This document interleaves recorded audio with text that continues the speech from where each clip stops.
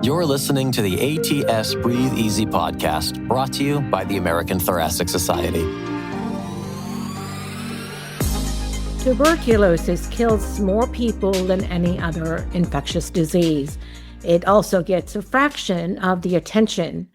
I'm Patti Tripathi. Joining us today from Geneva is Dr. Cassandra Kelly-Cirino, known for her extensive experience in infectious disease control and public health. She has over 2 decades of work dedicated to improving health outcomes in low and middle income countries. Welcome.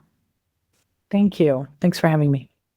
And please tell me about the International Union of Tuberculosis and Lung Disease, its mission, and its relationship to the Forum of International Respiratory Societies, or FIRS.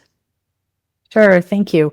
That seems like a simple question, but it's actually quite complex. So I'll start with the union, the International Union Against Tuberculosis and Lung Disease. It's a nice long name because we do a lot of different things.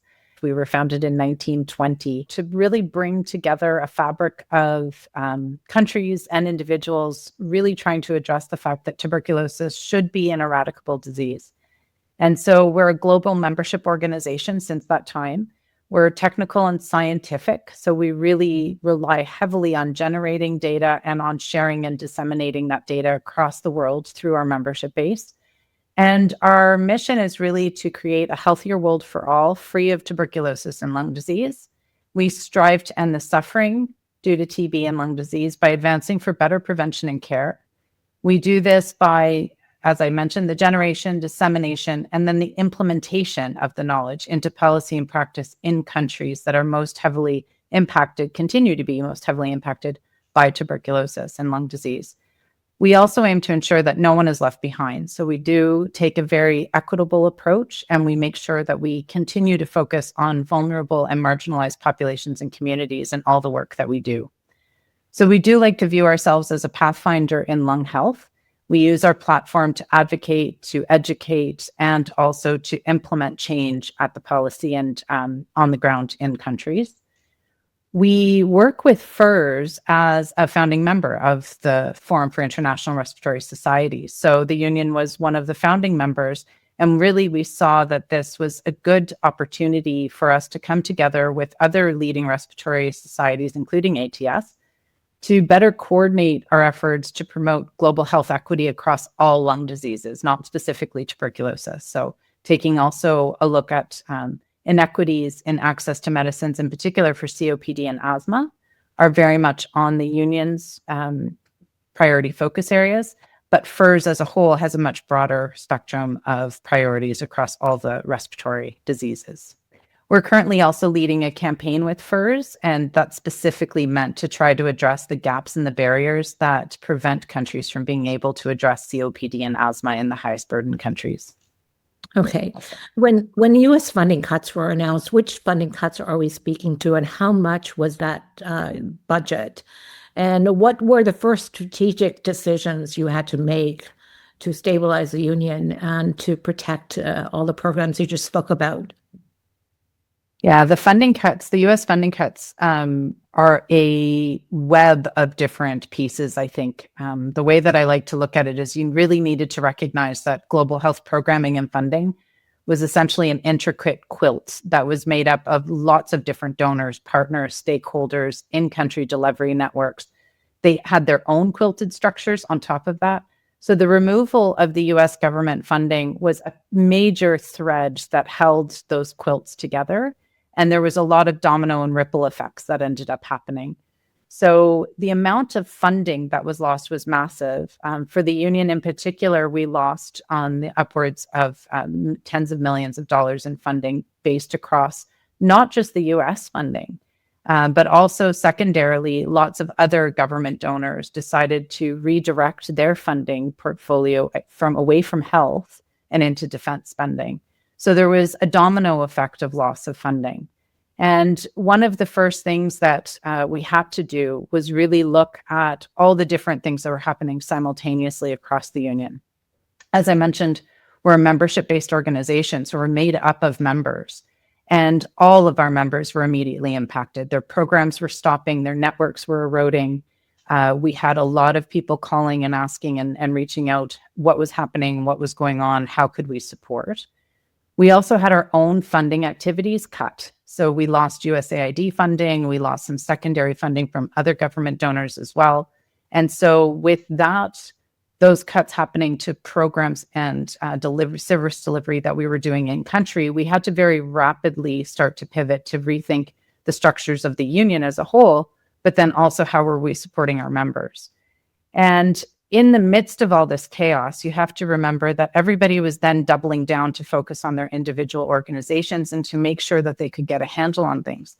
So what that also meant was that anything additional that we were doing together, such as advocacy or pre-planning or webinars or any other kinds of activities, all of that came to a halt as well. People just no longer had the bandwidth to be able to do anything extra, which really wasn't extra. It was what the fabric and the quilt of all of these different donors and stakeholders coming together allowed us all to do across the global health community. So one of the things that I can't not speak about is the fact that the communities living with TB and lung disease were the most destabilized. So all of the partners that lost funding were absolutely impacted. We were one of them. But really at the community on the ground, the people living with these diseases, they were the ones that were most dreadfully impacted. They no longer had their support networks. Their partners were no longer responding. Services were being shut down. Access to tests and medicines were highly unstable. So we had a compounding ripple effect of problems that were starting to emerge very, very rapidly. We did try to balance these multi-directional changes, I think, in a couple of different ways. We had two major programs closed. So the first thing we had to do was restructure our entire organization to be able to remain viable and still impactful in supporting our members. And so that, of course, caused a major restructuring and loss of staff that took the better part of 2025. So instead of actually delivering on the majority of the work and the plans that we had, we really refocused on just making sure we could stabilize the organization. We said goodbye to a large number of people. We had to double down on our commitment to make sure that our World Conference on Lung Health was going to remain accessible to the most impacted, so those in low middle income countries. And we did that by reducing the conference time to make it more affordable and by making sure we could prioritize attendance of those most impacted. Get the best of ATS 2026 on ATS Now. ATS Now is our new video platform that brings conference highlights, webinars, podcasts, and expert insights directly to you and tailored to your interests. Activate your account now to view more than 1,000 videos, including the best of ATS 2026. Access is free to ATS 2026 conference attendees through December 31st. ATS members who are unable to attend ATS 2026 can access ATS Now for just $50 USD, also through the end of this year. Visit atsnow.thoracic.org to start your personalized learning journey today. Significant downstream effect from all of this. How has your organization adapted its operating model then, whether through partnership, resource reallocation, or innovation, to sustain impact despite financial constraints? So we've had to become much more nimble, and it's difficult to find the silver lining in this one because it's all by force and not by choice. And there wasn't enough transition planning to really put really good plans in place. So everybody was very much rushed in trying to stabilize. But what we focused on at the union is ensuring that, one, we have a viable organization that's able to continue to address and support our members. And so that has retained a lot of our focus on making sure that our conferences, our journals and our publications, our membership support, our communication and advocacy pieces all remain strong and have not taken any kind of a weakness or a hit in terms of the loss of our funding. But what it has meant is that we've had to reprioritize which projects that we will work on, which donors we're actively trying to engage with to be able to find additional funding, and how we're going to support countries as they try to think through this transition planning and sustainability of domestic funding in the light of the fact that there's very little international aid any longer. What's been the effect of all of this on your team, the morale and mission focus during this period of uncertainty? We've had to make a series of very difficult and upsetting decisions, and this has impacted our members, but also all of our staff. And essentially, you can think of the union as, it sounds a little bit cliche, but really as a big family. And because everybody is so highly driven and motivated by our mission, it's very difficult to have to say goodbye to any one of us across the organization. But unfortunately, we really just had no choice. And I have to say that the morale across the organization and the dedication that our team brought to trying to navigate these difficult times has been an inspiration to me and has been the life force of the union. And the team is just so incredibly committed to making sure that our vision and our mission remain viable and moving forward. Even it really has just produced such a resiliency and a spirit among people, even though we've had to say goodbye to so many treasured and dear colleagues, not for wanting to at all, but because of necessity. It's been a very difficult and challenging time, but I do commend every single person I've had the privilege to work with for their ability to come together and really make sure that the vision and mission stay front and center in everything that we do. Dr. Cirino, thank you so much. I may have already addressed this, but what role should the global health community, like ATS and VERS, play in responding to these cuts, and what gives you hope as you look forward? Yeah, as I said, it's difficult to find the silver lining in this moment, but I think that there's a lot of still very positive and optimistic points ahead. And there's been lots of wins in 2025, even in the midst of all of this chaos. So for me, I think it's really about coming together and strengthening ourselves as a network and rebuilding that fabric or that quilt, and trying to find the next way for us to work together in a very progressive and innovative and healthy way. And so I think it's remaining united, finding our shared mission to improve health for everyone, ensuring that no one is left behind, and sticking to those values at the fundamental core of everything that we do and the decisions that we make on a daily basis. I think that our ability to drive change is stronger when we work together. And so just not forgetting that these are networks of like-minded organizations that hold the same values, and we need to come together, we need to work, and we need to advocate for the change that we want to see possible and to happen. The other thing I think we also need to do is really make sure that in the midst of this difficulty, that we remain focused on the fact that we're trying to achieve something in countries whose burden of disease is much higher than the ones that we live in. And so we really do need to take this moment to strengthen their ability to lead and their ability to have a say in the next stage of global health as a whole and the architecture, and that our role may change. And that's a difficult position for everybody to adapt to.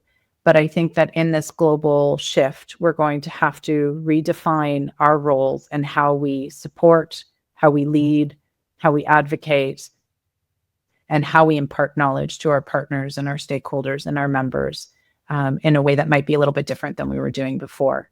And I'll finish by just saying that it's been really inspirational to see the achievements that we've been able to reach this year in the midst of all of this, and that our members in particular and our partners and stakeholders continually surprise me and continually inspire me with their dedication. And I hope that is not at all dimmed by any of the major challenges that we've seen happen in the past 12 months.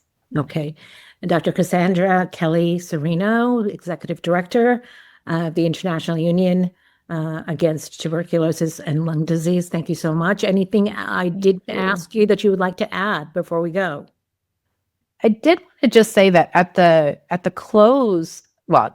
beginning of all of this, when it sort of became clear how the funding cuts were going to start to roll out, our members reached out to us and asked, what is the immediate impact going to be?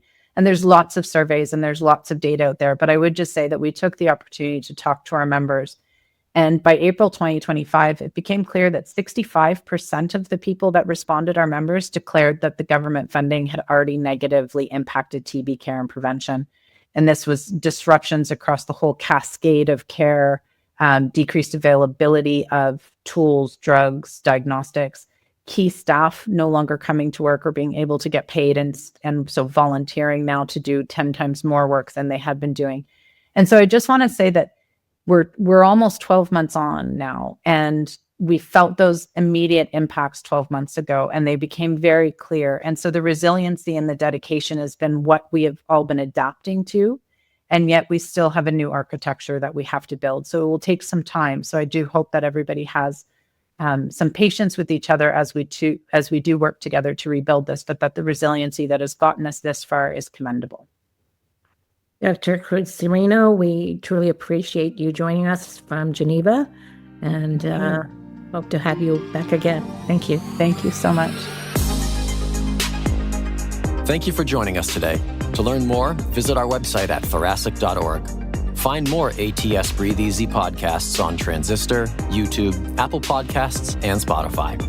Don't forget to like, comment, and subscribe so you never miss a show.